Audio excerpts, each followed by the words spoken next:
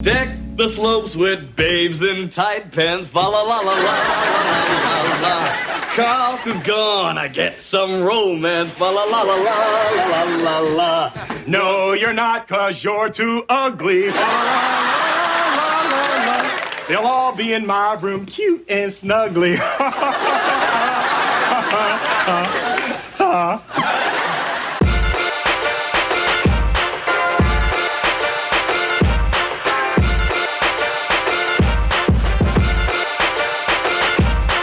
It's been a long road, but we're finally here. Merry Christmas! Merry Christmas! Merry Christmas! Jingle bells! And I got another batch of some of the best and worst Christmas specials, Volume 3. So grab your Sprite Cranberry and some eggnog. Mine! And enjoy the show. The only way you'll have a Merry Christmas is by getting Cat a sports car. And you never will. Cat loves my presents. Oh, yeah? Then why does he always throw them away? Just so that the kids at the dump have something to play with? Really, nigga? When the snow doesn't fall, then it just doesn't feel like Christmas. Did y'all know Catdog had a Christmas episode? I didn't, which is wild because I love Catdog growing up, especially the theme song. Gotta rise above it, gotta try to get along. Gotta walk together, gotta sing this song. Catdog, Catdog, alone in the world is a little Catdog. This little rat nigga Winslow was my favorite. Walking around like he owns the place, slamming doors and shit. A Very Catdog Christmas was fine. It's your typical Catdog episode, but Christmassy. Kind of. Catdog sells themselves into slavery to Rancid Rabbit's ugly ass niece so they can use all their stuff. I present the cutest, sweetest little girl in the world, my niece, Rancid. This nigga used to freak me out. I hated his green skin and stupid face. Gives you any trouble, let me know. I own this mall, Red. Get out of here with that nut-ass suit! This act of selfishness pisses Santa off, so he cancels Christmas forever. What Catdog did was the final straw. Christmas is canceled forever. Hold it. You're the real Santa Claus? Yup, apparently this is the real Santa. He's played by Brian Doyle Murphy, the voice of Captain Knuckles. What do you want for Christmas, little boy? I want Kung Fu Kenny! Nigga, what you know about that Kung Fu Kenny? The entire town now blames Catdog for Christmas going away, so they hunt them down, which honestly checks out. I feel like they were always being beat up or chased down in damn near every episode. Christmas comes, but the only gift under the tree is Catdog, but that's not gonna stop them from using their stuff. You know, looking back at it as an adult, the idea of a Catdog is confusing and honestly terrifying. Like, what is this? You know what I mean? Like, they're basically some kind of fused chimera. What do you want for Christmas? Big Brother Egg. The fact that they weren't taken out Frollo style is nothing more than a sad joke. Not to mention the plethora of questions I have about how they function. Like, how the hell are they driving this car? When they eat, where does it go? And where does it come out of? Questions for later. Even with all this cool stuff, Catdog realizes that stuff doesn't make Christmas special. It's friends, family, and tradition. Which is funny because they ain't got no friends nor family, but tradition's cool, I guess. Yay, tradition. The fuck out of here with that shit. Having learnt their lesson, Santa Claus brings Christmas back. That's the most beautiful thing I ever saw. With the possible exception of some stuff I saw when I was in the Navy. Nigga, you was in the Navy? But yeah, if you like Catdog, you'd like this episode. Courtney! Merry Christmas from your Secret Santa. What'd you get? A cricket. That's hot. Why would you say that?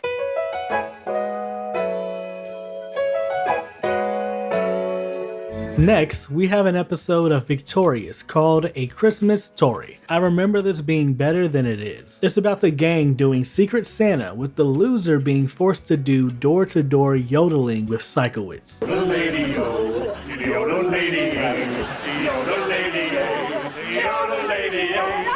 You know, I've heard a lot of people make the argument that Victorious was a better show because of how dumb iCarly could be, but I'd argue that they're both dumb as hell. In the B plot, Andre's stressing out because he got a D in music class. I've always gotten A's in music. How does a person go from an A to a D?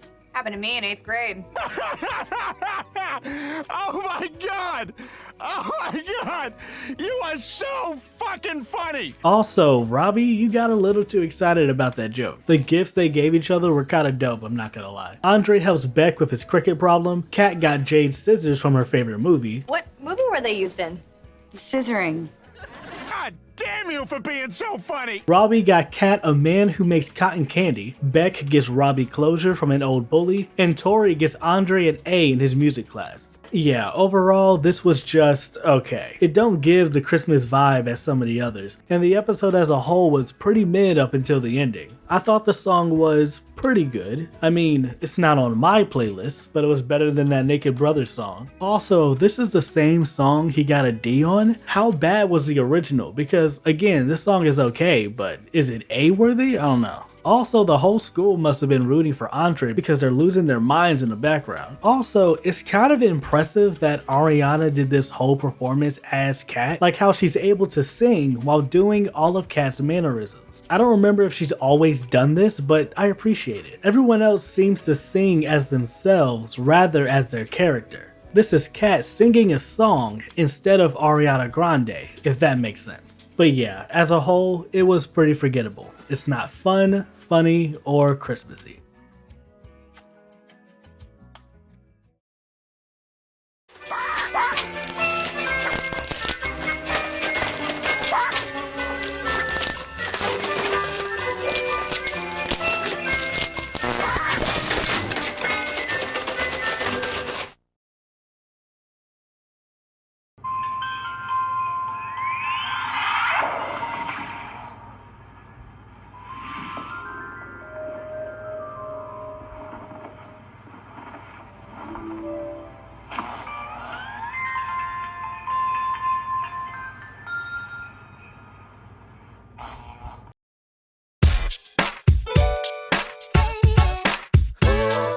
Kim Possible is one of my favorite shows on Disney Channel. It had a great balance of action and comedy, and I loved the cast of characters. Draken was cool, but Shigo was my favorite.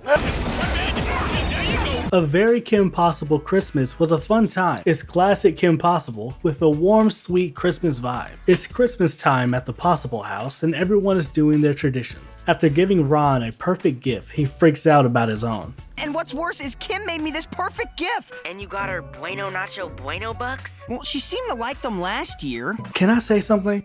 I would love to eat at Bueno Nacho. All the food looks good as hell. And the Nacho? Stop playing. If they give me one right now, tear it up live. That's up there with the Goofy Movie pizza for me. But back to the show. While this is happening, Draken is at it again, which gives Ron an idea. Absolutely perfect gift for Kim. Christmas with her family. Then who's going to stop Draken? Me. Uh-oh. Uh-oh. So now it's up to Ron to save Christmas. It's actually a fun time. Homie fumbles his way foiling Draken's plan. I love their dynamic. These niggas are funny. What was that?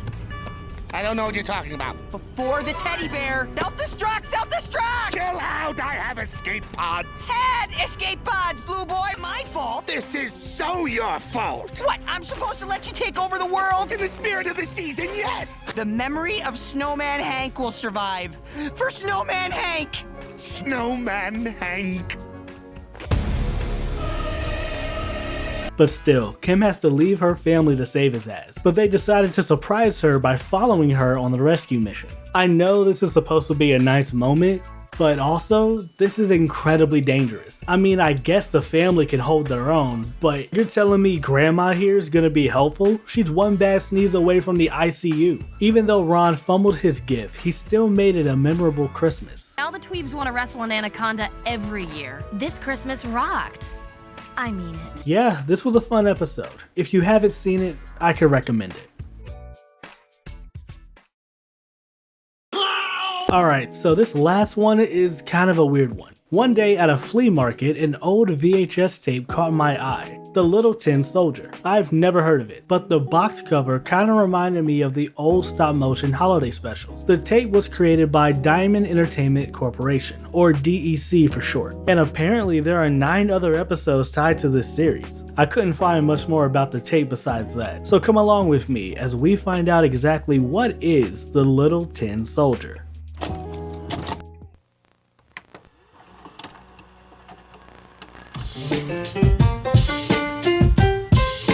So we see these kids talking shit about the toys they just got for Christmas. Why, it doesn't move. There isn't even a place to wind it up. Give it to me then. I've got a ballerina doll that can't do anything either. She just stands there. This silly soldier can guard my doll. All right. I'm going to play with my wind-up soldiers. Was that the bar back then? It just needed to wind up? It's kind of wild to think how far we've come from wind-up toys and wooden man that falls down. Though they did have some weird ones. Yay, Lord, you look kind of crazy, you move kind of lazy. See what he'll do. Yay, Lord, when you pull his leash, he'll walkity, walkity, walk with you. Imagine looking your mom in the face asking for a gay lord for Christmas. Couldn't be me. I'd rather have a swing wig. The look kind of reminds me of older chipmunks and Tom and Jerry cartoons from the 60s. However, the only year on the tape is 1992, which I assume just might be the year of the tape or when it was distributed. So the tin soldier, I hope so, got a thing for the ballerina toy. And while all the other toys are moving around at night, they remain still. Then the Jack-in-the-Box decides he hates the soldier for some reason and pushes him out the window. I suppose I should try to call out, but one shouldn't shout when one is in uniform. Wait, so you can speak and you choose not to? Is he doing a Buzz Lightyear thing where he thinks he's a real soldier? The water is getting faster and faster. I must remain at attention whatever happens. So this toy goes on a full adventure and somehow finds himself back home all in the same day. Like homie could have been gone an hour, 2 hours tops. He meets back up with his girl and it ends with them both in a toy chest. Yeah, this one was something. Like, I wish I could say more about it, but it was just kind of boring. But lucky for me, there was one more episode on the tape. It's called Santa and the Fairy Snow Queen. Merry Christmas. What the fuck? So there's this Snow Queen who gives life to all these toys as like a joke. You were asleep when I came for my sugar cookies. I thought I would play a joke on you and grant all the toys life. And it kind of devolves into the toys just dancing around, happy to be alive, and Santa begging for the queen to change them back. Better change the toys back so I can put them in my sack.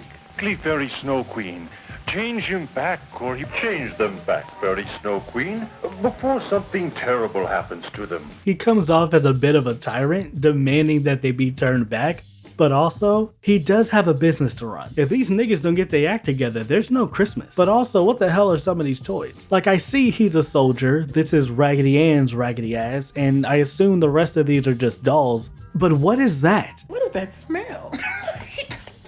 I want to say it's a lion, but oh my god, he looks like Simba with a drug problem. She tries changing them back, but the spell doesn't work because now, with free will of their own, the toys don't want to go back. We don't want to be just toys. We don't want to. Bruh, this Jack-in-the-Box is honestly the best part of this. Look at us, look at us, look at us. Sugar cookie, sugar cookie, sugar cookie. Conference, a conference, a conference. Can't stop, can't stop, can't stop. Not this nigga dancing, hold up now. Santa guilt trips him by saying that they'll make all the kids cry on Christmas morning without him. The Snow Queen proposes a compromise, essentially asking for the toys to be alive every day at midnight, and from there they can decide whether or not they want to stay alive or go back to being toys. So there's a chance that some random kid can wake up with his toys missing on any given day. How are you going to account for all the missing toys? How are you going to explain this to kids? And I thought you didn't want them to have free will. How are you going to let this Snow Queen dictate how you do business? Mind you, this is all her fault. Everything that has happened is purely because of a joke, because she thought it'd be funny and cute. And now you got toys falling in love and asking what the meaning of life is and shit. All the toys are in agreement and the Snow Queen chases them back. Now what shall I find to do? Good night, Santa. It was fun. Get the fuck out of here! And the episode ends just like that. Now, to be fair, this wasn't terrible. Like, if anything, it's just a product of its time. It still wasn't good, but you know, it was just a bunch of dancing and singing and very slow dialogue. I can't really speak on if this would have been a hit back in the 60s or even in the 90s for that matter, but it was definitely something. This is by far one of the strangest Christmas anything I've ever seen. But hey, you don't have to take my word for it.